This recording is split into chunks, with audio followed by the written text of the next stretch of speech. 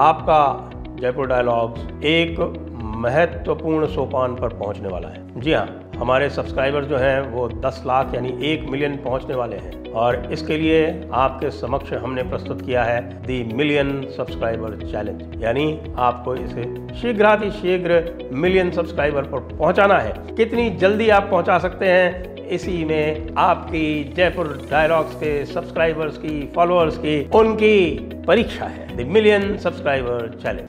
नमस्ते, मैं हूं संजय दीक्षित और आप देख रहे हैं दी जयपुर डायलॉग्स। कल सारे के सारे हिंदू ये सोच रहे थे, जी हाँ, हिंदुत्व वाले हिंदू, ये फर्जी वाले नहीं, हिंदुत्व वाले हिंदू, ये कल सब ये सोच रहे थे कि ये सुप्रीम कोर्ट को क्या हो गया है। अचानक एक के बाद एक 3 ऐसे फैसले आए जिससे सभी राष्ट्र विरोधियों के सीने पर तो सांप लौट गया, लेकिन जो राष्ट्रभक्त हैं और जो हिंदू हितों से और सरोकार रखते हैं, उन सबको बड़ा आनंद आया, बड़ा उल्लास हुआ। तो ये जो थे कल के जो 3 प्रमुख निर्णय आए, उसमें से एक तो था दी केरला स्टोरी का, एक था जल्लीकट्टू को लेकर और तीसरा था बिहार की जाति आधारित जनगणना पर। अब आप ये देखें कि हुआ क्या कि सबसे पहले दी केरला स्टोरी का जब मैटर आता है तो उस पर जिस प्रकार से सदैव ये तर्क दिए जाते हैं, ये वही लोग हैं जो तर्क दे रहे हैं, और उसमें जो है एक हुफेज़ा अहमदी साहब हैं। अब आप हुफेज़ा का मतलब समझेंगे भाई, भारत में तो कोई ना बता पाएगा, कोई मुसलमान भी आपको आसानी से ना बता पाएगा। मैं भी थोड़ी बहुत अरबिक पर्शियन जानता हूँ, लेकिन हुफेज़ा का मतलब मुझे भी नहीं पता है। तो हुफेज़ा अहमदी साहब जो पुराने जो हमारे चीफ जस्टिस ऑफ इंडिया थे, अहमदी साहब, अहमदी साहब, उनके सुपुत्र हैं। तो हुफेज़ा साहब ने कहा कि साहब देखिए, हमें जो है वो मुसलमानों को अजीब तरह से प्रोजेक्ट किया जा रहा है और उसमें ऐसा दिखाया जा रहा है कि वो कह रहे हैं कि जो है काफिर को हमें मार देना चाहिए। तो उसके ऊपर फिर कुछ बेंच कोई कमेंट करती है। तो भाई हुफेज़ा साहब ये बताइए कि काफिरों को मार देना चाहिए, ये क्या कुरान में नहीं लिखा है? क्या कुरान में ये नहीं लिखा है कि कुफ्र को पूरी तरह से ख़त्म करके पूरी दुनिया में इस्लाम का राज गालिब करना है? यह क्या सूरत अनफाल के 39वीं आयत में नहीं लिखा है? वहाँ पर जाकर ये जो वर्च्यू सिग्नलिंग करते हैं कि जैसे कि बहुत भारी विक्टिम बनाया जा रहा है इनको, और वहाँ पर खड़े होकर बड़ी बड़ी डेमोक्रेसी की बातें करते हैं। तो ज़रा बता दें डेमोक्रेसी कहाँ है आपकी किताबों में। लेकिन हाँ, ये अच्छी बात हुई कि इसको फर्स्ट प्रिंसिपल्स से लिया गया और पश्चिम बंगाल ने जो बैन लगाया था उस पर ये सवाल किए गए। जो मुख्य प्रश्न ये था कि भाई इसके लिए मटीरियल क्या है, आपने इसके ऊपर अपने एक्स्ट्राऑर्डिनरी ज्यूरिसडिक्शन का उपयोग करते हुए इसके ऊपर बैन लगाया है, किस मटेरियल के ऊपर? तो पता चला कि कोई इंटेलिजेंस रिपोर्ट उद्धृत की जा रही है और वो इंटेलिजेंस रिपोर्ट ये कह रही है कि साहब कि 13 लोगों ने ऐसा कहा। अब भाई क्या 13 लोगों के कहने से क्या सारे लोगों के अधिकारों को समाप्त कर दिया जाएगा? क्या freedom of expression, freedom of speech को समाप्त कर दिया जाएगा? ये प्रश्न मैंने नहीं पूछे, ये प्रश्न हमारे चीफ जस्टिस ऑफ इंडिया ने पूछे, जिनको हम प्यार से कई बार लॉर्ड मून पाउडर भी कहते हैं। लेकिन जस्टिस चंद्रचूड़ ने ये प्रश्न पूछे।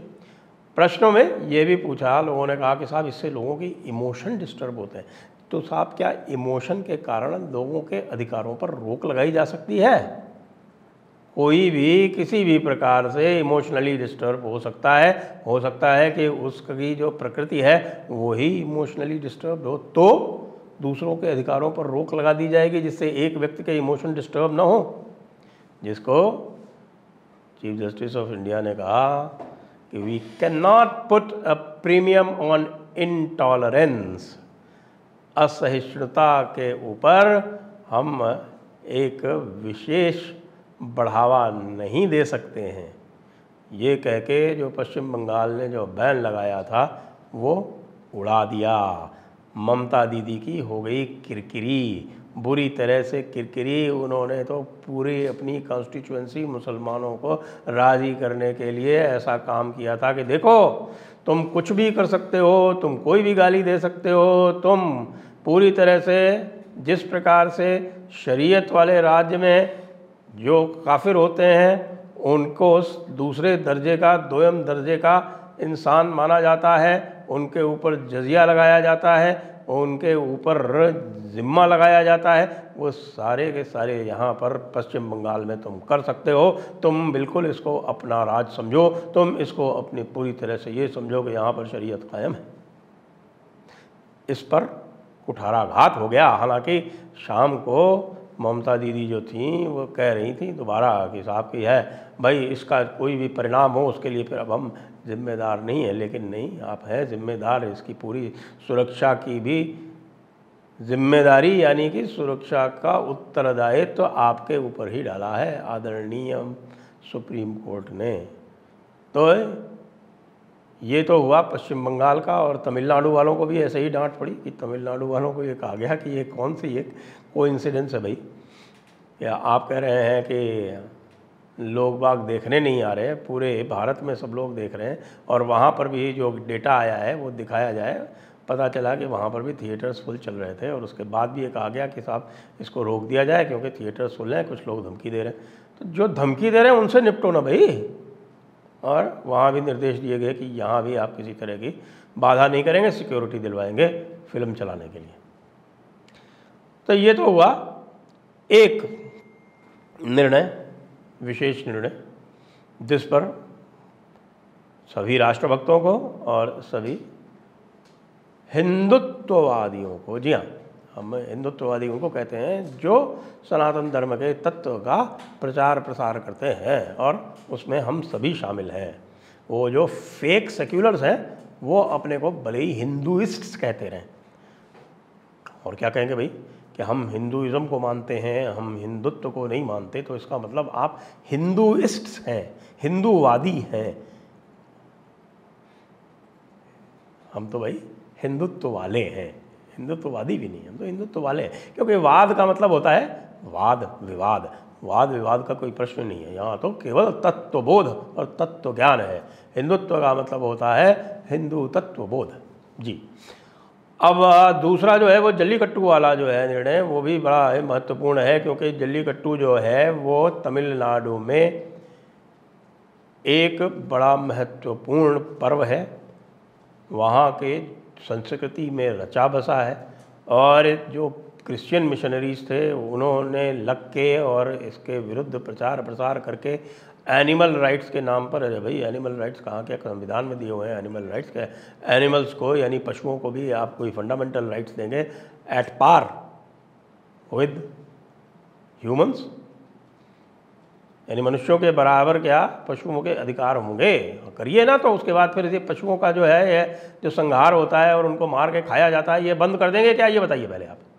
ये पीटा वाले जिन्होंने जल्लीकट्टू में कहा कि बड़ा कष्ट होता है बैलों को, इसलिए इसको बंद किया जाए, ये पीटा वाले जो हैं बकरीद के दिन, जिस दिन लाखों करोड़ों निरपराध बकरे जो हैं उनकी गर्दन पर छुरी चलाई जाती है, उस दिन ये लंबी तान के सो जाते हैं। जी हाँ, इनका पता ही नहीं चलता कहाँ सो रहे हैं, जाके बिलों में सो जाते हैं। लेकिन जैसे ही जल्लीकट्टू हो या कर्नाटका वाली जो भैंसों की जो रेस होती है कंबाला वो हो, या महाराष्ट्र की बैलगाड़ियों की रेस हो, ये कोई भी हो, उसमें तुरंत कूद के आ जाएंगे। क्यों? क्योंकि इससे जो है इन पर्वों से हिंदुओं को आपस में मिल बैठ के आपस में जुड़ाव का एक अवसर मिलता है, एक मौका मिलता है, और उससे धर्म का प्रसार होता है, धर्म इससे सुदृढ़ होता है। तो इसलिए इनको इससे बहुत समस्या है। तो भाई 5 जजों की पीठ, वो भी जस्टिस जोसेफ द्वारा हेडेड, उसने ये निर्णय कर दिया कि तमिलनाडु ने जो इसके ऊपर कानून लाया है वो पूरी तरह से उचित है और इसमें कोर्ट का इंटरफेरेंस नहीं होना चाहिए, क्योंकि कोर्ट तो आजकल सब जगह इंटरफेयर करता है ना। अब आप देखिए लॉ मिनिस्टर तक में इंटरफेयर कर लिया, अब इससे ज़्यादा तो और क्या किया जा सकता है। तीसरा जो आया वो आया भाई हमारे नीतीश कुमार के ऊपर काल बन के, और नीतीश जी के ऊपर, क्योंकि बिहार में बाहर है, नीतीश है कुमार है, इस समय तो वहाँ पूरा जातिवाद जो है चरम पे है। बागेश्वर धाम बाबा महाराज जो है वहाँ कथा कर रहे हैं, तो उसमें भी उनको बड़ी आपत्ति है। क्यों? क्योंकि वो सारे हिंदुओं को एक कर रहे हैं। जाति पात पूछे नहीं कोई, हरि को भजे सो हरि का होई, इसके ऊपर चल रहा है। तो ये अगर यदि इस प्रकार हो गया तो बिहार के जातिवादी नेताओं का क्या होगा, और कुर्मी कोरी और यादवों के वोट बैंक चलाने वालों का क्या होगा। इसलिए वो जाति आधारित जनगणना करके मंडल 2.0 करके जो पूरा का पूरा बीजेपी का प्लैंक है हिंदू एकता का, हालांकि वो भी आजकल जो है ना वो हिंदू एकता चुनाव के टाइम पे ही करते हैं, और हिंदू मुद्दे भी चुनाव के टाइम पे भी आते हैं। बीजेपी वालों तुम भी सुधर जाओ, ये मौसमी जो रटंत है ना, ये करोगे तो कर्नाटका वाला हाल होगा जगह जगह पे।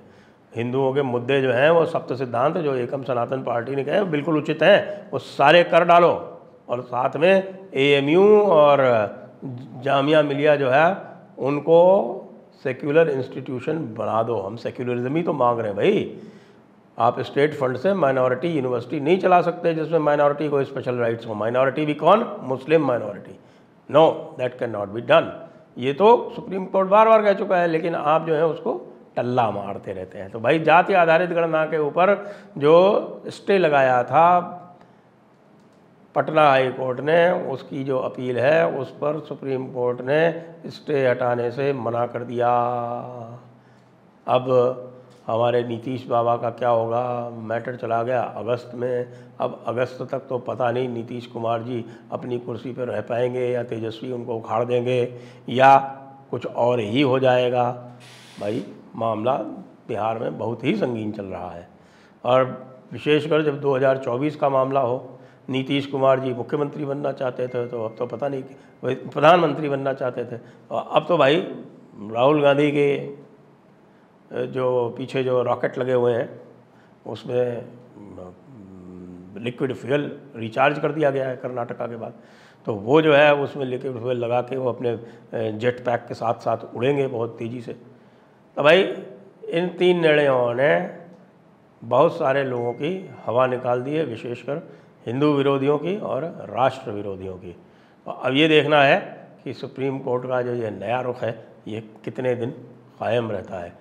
हो सकता है कि ये केवल एक सुखद कोइंसिडेंस हो, इससे अधिक कुछ हो तो हम तभी जानेंगे जब आगे इस तरह की ट्रेंड जो है वो निरंतर रहे। उसकी प्रतीक्षा में हम रहेंगे, देखेंगे। आज 3 सुप्रीम कोर्ट जज और रिटायर हो गए, तब 3 और आएंगे, और साहब रिजिजू को तो हटा ही दिया गया है, तो कुछ मांडवाली तो हुई है। तो देखते हैं आगे क्या होता है। जय हिंद, वंदे मातरम।